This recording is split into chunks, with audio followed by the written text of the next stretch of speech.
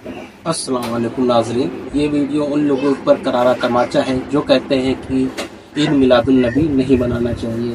عید میلاد النبی کیوں نہیں منانا چاہیے؟ اس کی تو کوئی دلیل نہیں کہتے، بس یہ کہتے ہیں حضور پاک نے نہیں فرمایا، اور جو ہے ہمارے صحابہ نے ہم سے زیادہ محبت کیا کرتے تو انہوں نے کبھی نہیں منایا ہے۔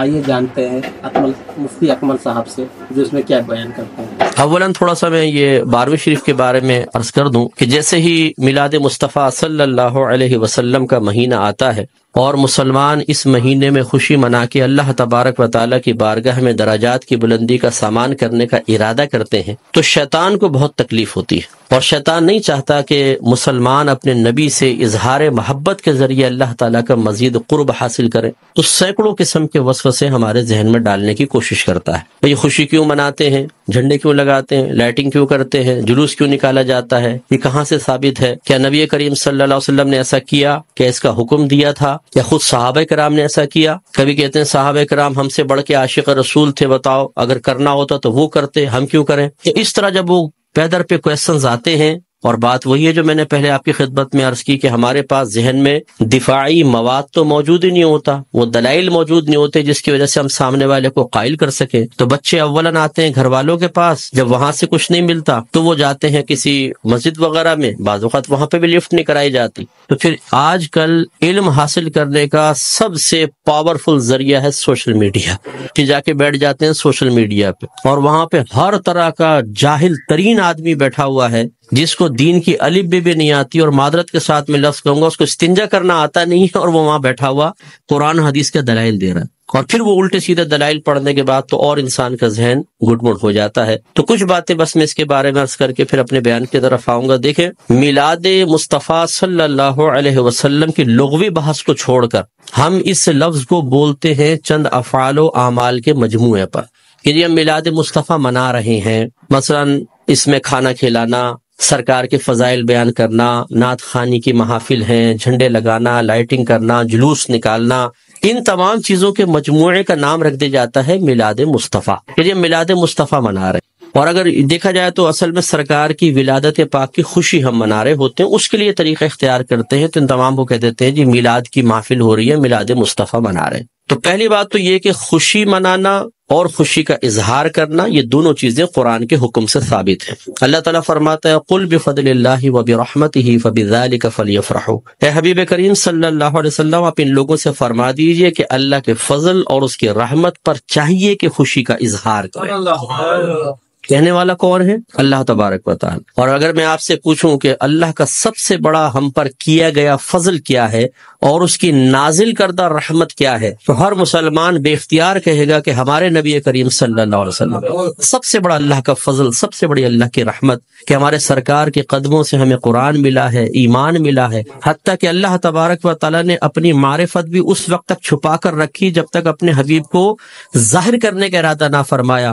حبیب کو ظاہر کیا اور پھر اپنی معرفت ہم تک پہنچائی، تو ہم نے تو اپنے نبی کے ذریعے سب کچھ پایا، تو آپ سے بڑھ کر فضل اور رحمت اور کیا ہوگا؟ اور خود اللہ تعالیٰ فرما رہا ہے کہ مسلمانوں کو چاہیے، اے حبیب ان سے فرمائیے، یقینی سی بات ہے کہ کافر کو تو مکلف نہیں بنایا جا رہا نا، مخاطب مسلمان ہی ہوں گے، کہ مسلمانوں سے کہیے کہ اللہ کے فضل اور اس کی رحمت پر چاہیے کہ خوشی کا اظہار کر۔ اور دوسری آیت میں فرمایا وَأَمَّا بِنِعْمَةِ رَبِّكَ فَحَدِّثْ، اور اپنے رب کی نعمت کا خوب چرچا کرو۔ حدث تحدیث سے نکلا ہے، تحدیث کا مطلب ہوتا ہے اللہ تعالیٰ کی کسی عطا کردہ نعمت کو کسی کے سامنے ظاہر کرنا، چاہے وہ قول سے ہو، جیسے ہم کہتے ہیں جی اللہ کا بڑا فضل ہے بونڈ لگ گیا، اللہ کا بڑا فضل ہے مکان بنا لیا، اللہ کا بڑا فضل ہے میرے بیٹے کی شادی ہو گئی، یہ ہم نعمت کا اعتراف اور اظہار کر رہے ہوتے ہیں۔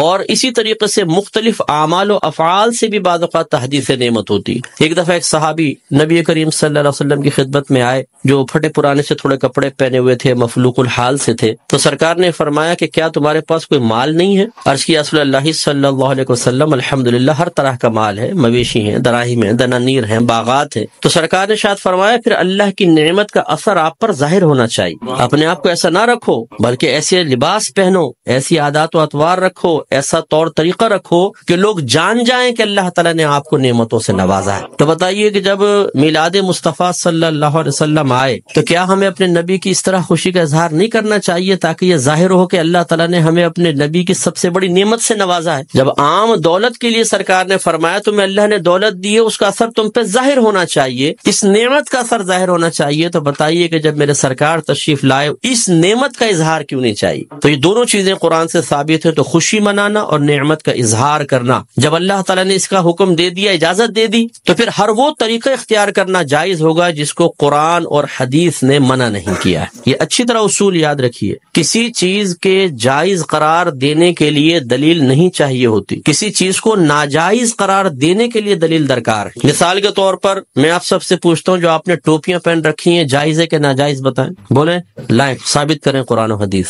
حضرت ثابت کریں کہ ایسی ہری پٹی نیچے اور اوپر سفید ہو، قرآن حدیث سے ثابت کریں. کر سکتے ہیں آپ؟ تو آپ کہیں گے بھی قرآن و حدیث سے اگر میں ثابت نہیں کر سکتا تم یہ بتاؤ کہ یہ جائز ہے ناجائز. اگر کہتے ہو ناجائز تم ثابت کر دو، میں نہیں پہنوں گا. اس طرح آپ نے چشمے پہنے ہوئے ہیں، آپ اس وقت رات کے تقریباً 9:30 بجے یہاں بیٹھ کر بیان سن رہے ہیں، لائٹنگ ہوئی ہے، یہ پکی چھت کے نیچے آپ بیٹھے ہوئے ہیں، میں مائک پہ بیان کر رہا ہوں، آپ اس کو سن رہے ہیں اسپیکر کے ذریعے، تو کیا یہ سب قرآن و حدیث سے ثابت ہے؟ یقینی سی بات ہے کہ نہیں. لیکن کیا یہ منع ہے؟ جب منع نہیں ہے تو پھر جائز. یہ پہلا اصول یاد رکھیے گا. تو اگر کوئی آپ سے کہتا ہے کہ میلاد مصطفیٰ جائز ہے، آپ کہیں بالکل جائز ہے. وہ کہے قرآن و حدیث سے ثابت کرو، آپ کہیں کہ چلو میں بعد میں بولتا ہوں، پہلے تم یہ بتاؤ کہ ناجائز ہے یس، تو تم ثابت کرو. کوئی ایک آیت لا کر ایسی بتائیں، کوئی حدیث جس میں اللہ یا رسول نے فرمایا ہو کہ میلاد مصطفیٰ نہ مناؤ. اور جب اللہ تعالیٰ اس کے رسول منع نہ کر رہے ہوں تو پھر آپ اور میں کون ہوتے ہیں منع کرنے والے؟ بعض کہتے ہیں کہ جی سرکار نے ایسا نہیں کیا، صحابہ کرام نے نہیں کیا، نہ اس کا حکم دیا. یاد رکھیں یہ بھی کوئی قاعدہ ضابطہ نہیں ہے کہ اللہ کے نبی حکم دیں تو ہم کریں، حکم نہ ہو تو نہیں کر سکتے. صحابہ کرام کریں تو ہم کر سکتے ہیں، صحابہ کرام حکم دیں تو ہم کر سکتے ہیں، ورنہ نہیں کر سکتے. یہ کوئی ضابطہ قاعدہ نہیں ہے. اصل چیز وہی ہے جو میں نے آپ کو بتائی کہ اگر اللہ تعالیٰ اس کے رسول نے منع کیا ہے تو منع ہوگا، اور اگر منع نہیں کیا تو بالکل جائز ہوگا. اب میں اس کی آپ کو تھوڑی سی مثالیں بتاتا ہوں. دیکھیں آپ کی مسجدوں پہ گنبد اور مینار بنتے نہیں بنتے؟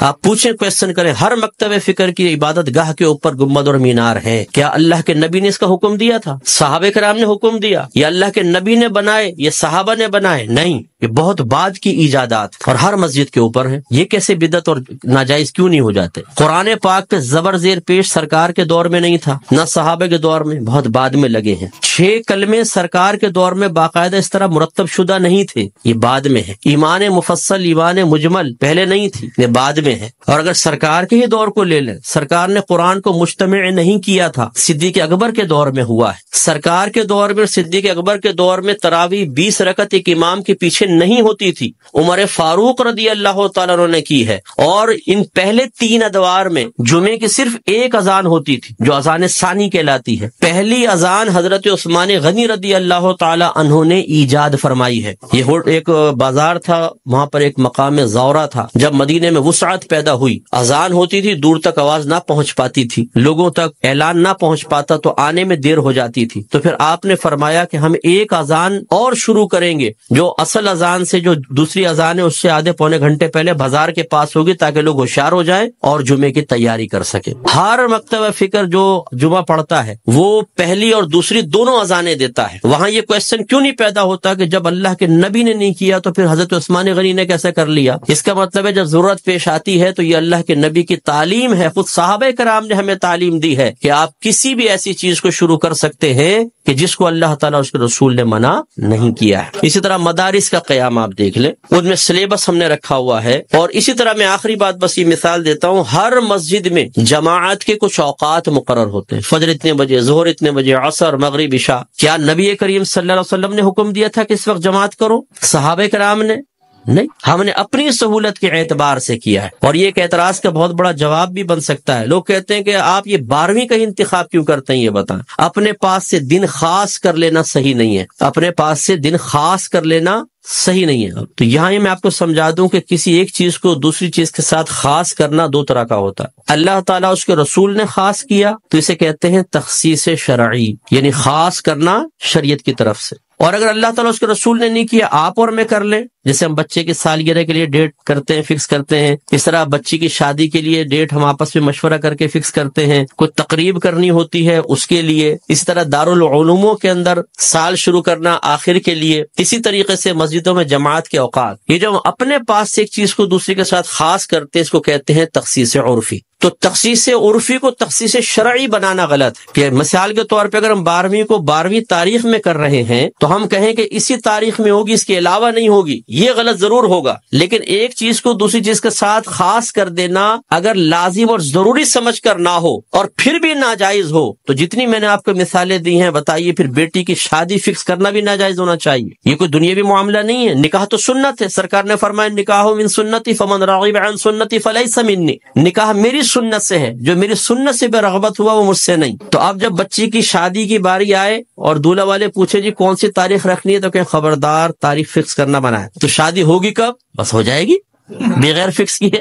کر کے بتائیں پھر ذرا. تو یہ مطلب ایک بے وقوفی کی سی بات ہے. تو اس لیے جماعت کے اوقات مخصوص کر دینا اور اس سے 1 منٹ بھی آگے پیچھے نہ ہونا. امام صاحب اگر 4 منٹ بھی لیٹ ہو جاتے ہیں تو لوگ یوں ٹائم دیکھتے ہیں، امام کہاں گیا، اور پھر جو شور مچتا ہے پوری مسجد کے اندر، کچھ امتحان ہے. خود جماعت میں لیٹ پہنچے کوئی بات نہیں، امام صاحب 1 منٹ بھی لیٹ نہیں ہونے چاہیے. بالکل وقت کے اوپر جمعہ شروع ہونا چاہیے، وقت پہ جماعت. تو جو ہم نے اپنے پاس سے خاص کیا اس میں کتنی سختی کر رہے ہیں، ہر مکتبہ فکر کرتا ہے. تو خلاصہ کلام یہ ہے کہ اللہ کے نبی کی جب یہ میلاد کا موسم آتا ہے، اس قسم کے بہت سارے وساوس ہماری طرف متوجہ ہوتے ہیں. اصول بس یہی ہے کہ اللہ کے رسول نے اگر حکم نہیں بھی دیا، کر کے نہیں بھی دکھایا، لیکن منع بھی نہیں کیا، تو ہمارے لیے بالکل اس کے کرنے کی شرعی طور پر اجازت ہے. اگر حکم کا انتظار کریں تو پھر ہر چیز کے اندر غلام کو حکم کا انتظار کرنا چاہیے. اور جب آپ حکم ڈھونڈنے کی کوشش کریں گے تو کاروبار زندگی رک جائیں گے. ہزارہ چیزیں ایسی ہیں جن میں سرکار کے احکام موجود نہیں ہیں. تو بس اصول شرعی ہوتا ہے کہ جہاں سرکار کا حکم موجود نہ ہو، خاموشی اختیار فرمائی ہو، منع نہ کیا ہو، یہ اس کے جائز ہونے کی دلیل ہوتا ہے. تو میلاد مصطفیٰ منائیے. الحمدللہ جنہوں نے یہ کیا ہے انہوں نے فیض پایا ہے. ابو لہب جیسا شخص آپ جانتے ہیں کافر تھا، سرکار کا چچا تھا، کافر شخص تھا اور بدترین کافر، دشمن اسلام. لیکن جب اس کی لونڈی ثویبہ نے آ کے خوشخبری دی کہ مبارک ابو لہب تیرے ہاں بھتیجا پیدا ہوا، اس نے ہمارے نبی کی خوشی میں آزاد نہیں کیا تھا، اپنے بھتیجے کی خوشی میں کیا تھا. لیکن وہ بھتیجا تھا تو اللہ کا نبی. تو اللہ تبارک و تعالیٰ نے اس کو اس برکت سے نوازا کہ جب اس کا انتقال ہوا اور یہ جہنم میں گیا ہے، اس کے خاندان والوں میں سے کسی نے اس کو خواب میں دیکھا تو پوچھا کہ ما فعل اللہ بکا، اللہ تبارک و تعالیٰ نے تیرے ساتھ کیا معاملہ کیا؟ تو اس نے جواب دیا کہ بہت سخت عذاب میں ہوں، لیکن جب میں اس انگلی کو اپنے منہ میں لیتا ہوں کہ جس سے میں نے اپنی لونڈی کو آزاد کیا تھا، تو اللہ تبارک و تعالیٰ اس سے پانی جاری فرما دیتا ہے. تو شیخ عبدالحق محدث دہلوی رحمۃ اللہ علیہ فرماتے ہیں لوگوں غور کرو، ایک دشمن تو ہمارے نبی کی خوشی منا کر جہنم میں راحت پائے، تو پھر ہم اگر اپنے حبیب کا میلاد منائیں، ان کی خوشی منائیں، تو کتنی راحت پائیں گے. اور جب میرے سرکار صلی اللہ علیہ وسلم پیدا ہوئے تو خوشی تو اللہ نے بھی اس کا اظہار فرمایا، خوشی کا اظہار فرمایا، انعامات دیے، مبارکبادیں ہوئی. آپ تاریخ اٹھا کے پڑھیں، جب میرے آقا صلی اللہ علیہ وسلم کی ولادت ہوئی، ہر پرندے اور ہر جانور نے ایک دوسرے کو مبارکباد دی ہے کہ ہمارے